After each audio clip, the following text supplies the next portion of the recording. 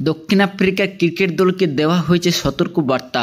ভারতকে হারানো এত সহজ নয়। ভারত নিজের ঘরের মাঠে সবচেয়ে শক্তিশালী দল। হ্যাঁ, ভারত বনাম দক্ষিণ আফ্রিকা 2 ম্যাচে টেস্ট সিরিজ শুরু হতে চলেছে, যেখানে প্রথম ম্যাচটি অনুষ্ঠিত হবে কলকাতার ইডেন গার্ডেন্সে। ভারতীয় ক্রিকেট দলকে নিয়ে দক্ষিণ আফ্রিকার মধ্যে ইতিমধ্যে সতর্কবার্তা উঠতে শুরু করেছে। তা সে দক্ষিণ আফ্রিকার কিংবদন্তি হন কিংবা ভারতের প্রাক্তন তারকা। নতুন WTC চক্রের দিক থেকেও এই টেস্ট সিরিজটি অত্যন্ত গুরুত্বপূর্ণ, কারণ একদিকে রয়েছে টেম্বা বাবুমার নেতৃত্বাধীন দক্ষিণ আফ্রিকা, যারা সাম্প্রতিক বছরগুলিতে প্রায় কোনো টেস্ট ম্যাচ হারেনি এবং আগে WTC ফাইনাল জিতে তাদের শক্তি প্রমাণ করেছে। অন্যদিকে রয়েছে ভারত, যারা গত 12-13 বছর নিজেদের মাটিতে একটিও টেস্ট সিরিজ হারেনি, বরং ঘরের মাঠে তারা প্রায় অপরাজেয়। সব কিছুর মাঝে এই সিরিজ হতে চলেছে অত্যন্ত গুরুত্বপূর্ণ ও মর্যাদাপূর্ণ। দক্ষিণ আফ্রিকায় কেমনভাবে সতর্কবার্তা দেওয়া হচ্ছে এবং সিরিজ শুরুর আগে দুই দেশের কিংবদন্তিরা কী বলছেন, সে বিশেষ প্রতিবেদন জানা যাবে সব কিছু। এছাড়া ভারতের সম্ভাব্য একাদশ ও নির্বাচকদের সিদ্ধান্ত নিয়ে কিছু প্রশ্ন উঠেছে, এমনকি পক্ষপাতের অভিযোগও এসেছে। তাই চলুন জেনে নেওয়া যাক কী বলছেন ক্রিকেট দিগ্গজরা। তবে তার আগে ভিডিওটি শেষ পর্যন্ত দেখবেন, ভালো লাগলে একটি লাইক করবেন এবং চ্যানেলে নতুন হয়ে থাকলে চ্যানেলটি সাবস্ক্রাইব করে পাশে বেল আইকনটি অন করে দেবেন। প্রথমে বলে রাখা ভালো, ভারতে এসে টিম ইন্ডিয়াকে হারানো মোটো সহজ নয়, এই কথাই বলছেন সৌরভ গাঙ্গুলি। হ্যাঁ, ভারতীয় ক্রিকেটের প্রাক্তন অধিনায়ক সৌরভ গাঙ্গুলি সম্প্রতি এক সাক্ষাৎকারে একাধিক বিষয় নিয়ে কথা বলেছেন, যার মধ্যে তিনি বলেছেন প্রথম টেস্ট শীঘ্রই কলকাতা শুরু হতে চলেছে এবং এটি দক্ষিণ আফ্রিকার জন্য কঠিন সফর হতে যাচ্ছে। গাঙ্গুলি বলেন, ভারতের মাটিতে ভারতের বিরুদ্ধে খেলা কখনোই সহজ নয়। ভারত উপমহাদেশের অন্যতম শক্তিশালী দল এবং আজকাল বিদেশেও তারা দুর্দান্ত পারফর্ম করছে। তাই এই সিরিজ হবে এক উচ্চমানের প্রতিদ্বন্দ্বিতা। ভারত ও দক্ষিণ আফ্রিকার দল 14 থেকে 18 নভেম্বর পর্যন্ত কলকাতার ইডেন গার্ডেন্সে মুখোমুখি হবে এবং এটি নিঃসন্দেহে উত্তেজনাপূর্ণ লড়াই হতে যাচ্ছে।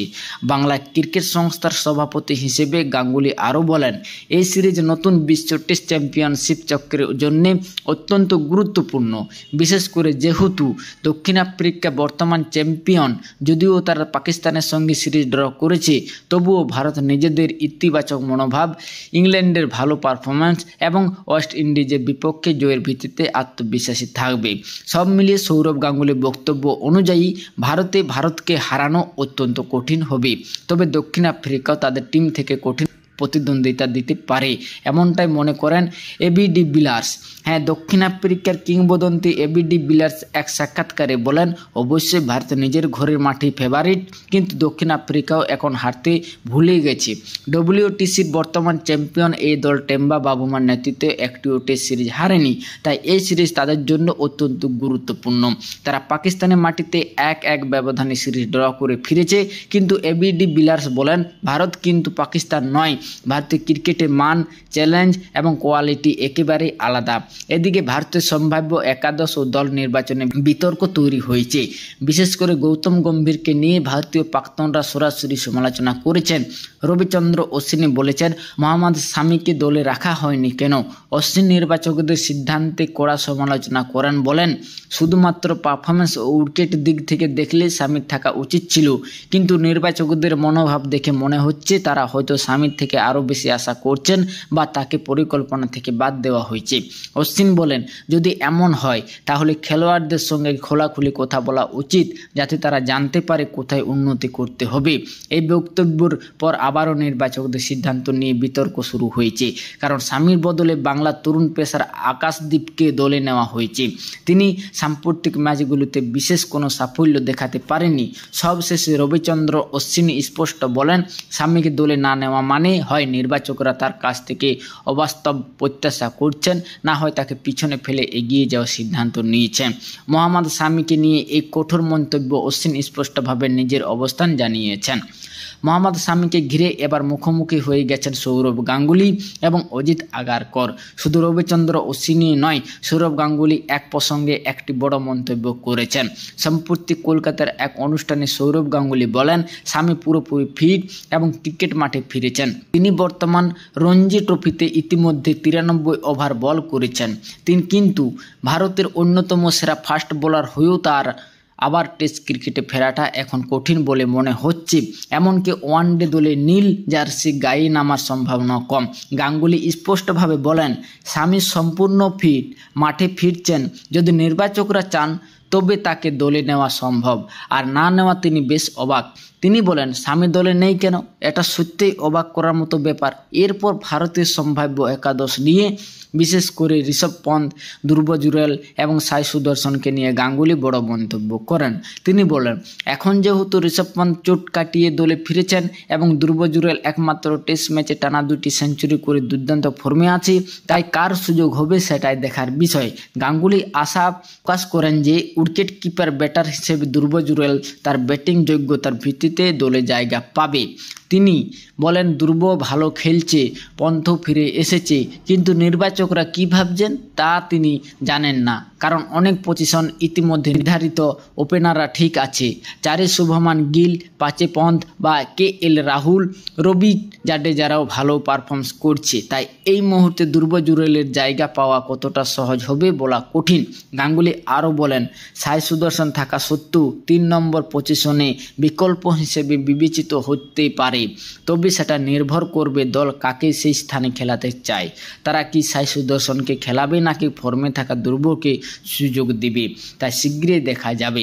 গাঙ্গুলি আরও বলেন, ভারত ঘরের মাঠে জয়ের সবচেয়ে বড় দাবিদার, কারণ ভারতীয় স্পিন আক্রমণ অসাধারণ। তরুণ দলটি 3 মাস আগে ইংল্যান্ড সফরে গিয়ে চমৎকার পারফরমেন্স করেছে। এই সিরিজটি দেখার মতো হবে। গিল, যশস্বী জয়সওয়াল, রাহুল, ঋষভ পন্থ সবাই দুর্দান্ত ফর্মে আছে। মোহাম্মদ সিরাজ, আকাশদীপ, জাদেজা সবার মধ্যে রয়েছে অপরিসীম প্রতিভা। গাঙ্গুলি বলেন, দক্ষিণ আফ্রিকা পাকিস্তানে ভালো খেলেছে, কিন্তু ভারতে এসে ভারতের বিপক্ষে খেলা একেবারে আলাদা চ্যালেঞ্জ। ভারতের বিপক্ষে টিকে থাকতে হলে তাদের সত্যি দুর্দান্ত ক্রিকেট খেলতে হবে। এরপর আসে গাঙ্গুলির বড় মন্তব্য, ভারত কি সত্য টার্নিং ট্র্যাক চেয়েছে? কলকাতার ইডেন গার্ডেন্সে পিচ নিয়ে তিনি বলেন, আমাদের বলা হয়েছে যেন র্যাঙ্ক টার্নার তৈরি না করা হয়, তাই এই বিষয়ে আমি নির্দিষ্টভাবে কিছু বলতে পারছি না। পিচ দেখতে ভালো লাগছে, যদিও এটা একটু ধীরগতির হতে পারে এবং ফাস্ট বোলারদের জন্য বিশেষ সহায়ক নয়। ইতিমধ্যে এই মাঠে 2টি রঞ্জি ম্যাচ খেলা হয়েছে। গাঙ্গুলি বলেন, আমাদের কোনো বিশেষ নির্দেশ দেওয়া হয়নি যে কেমন পিচ বানাতে হবে, তবে ইডেনের উইকেট সাধারণত কিছুটা পেসারদের সাহায্য করলেও স্পিনারদের জন্য বেশি সহায়ক থাকে। দক্ষিণ আফ্রিকা সিরিজ শুরু হওয়ার আগেই মোহাম্মদ সিরাজ নিজের পারফরমেন্স নিয়ে বড় বক্তব্য দিয়েছেন। তিনি বলেন, এই সিরিজ নতুন WTC চক্রের জন্য অত্যন্ত গুরুত্বপূর্ণ, বিশেষ করে দক্ষিণ আফ্রিকা বর্তমান চ্যাম্পিয়ন হওয়ায়। সিরাজ জানান, দলে ইতিবাচক পরিবেশ তৈরি হয়েছে এবং তারা নিজেদের ফর্ম নিয়ে আত্মবিশ্বাসী। গত 1 বছরে লাল বলে ক্রিকেটে ভারতীয় ফাস্ট আক্রমণের মূল ভরসা ছিলেন তিনি। সিরাজ বলেন, আমি ভালো রিদমে বল করছি এবং সেটা পুরোপুরি সদ্য ব্যবহার করতে চাই। শক্তিশালী দলের বিপক্ষে খেলা খুব গুরুত্বপূর্ণ, কারণ এতে বোঝা যায় কোথায় উন্নতি করা দরকার। তিনি আরও বলেন, এই চ্যালেঞ্জের জন্য আমি সত্যি উৎসাহিত। ভারত টানা 2 WTC মৌসুমে রানার্স আপ হয়েছে, তাই এবার শিরোপা জিততে চাই। নতুন বল এবং পুরনো বলে সুইং করানো ক্ষমতা ভারতকে সেই লক্ষ্য পূরণে বড় ভূমিকা রাখতে পারে বলে বিশ্বাস করেন মোহাম্মদ সিরাজ। তো এই ছিল ভিডিও। যদি ভালো লাগে অবশ্যই একটি লাইক করবেন। চ্যানেলে নতুন হয়ে থাকলে চ্যানেলটি সাবস্ক্রাইব করে পাশে বেল আইকনটি অন করে দেবেন। জয় হিন্দ, জয় ভারত।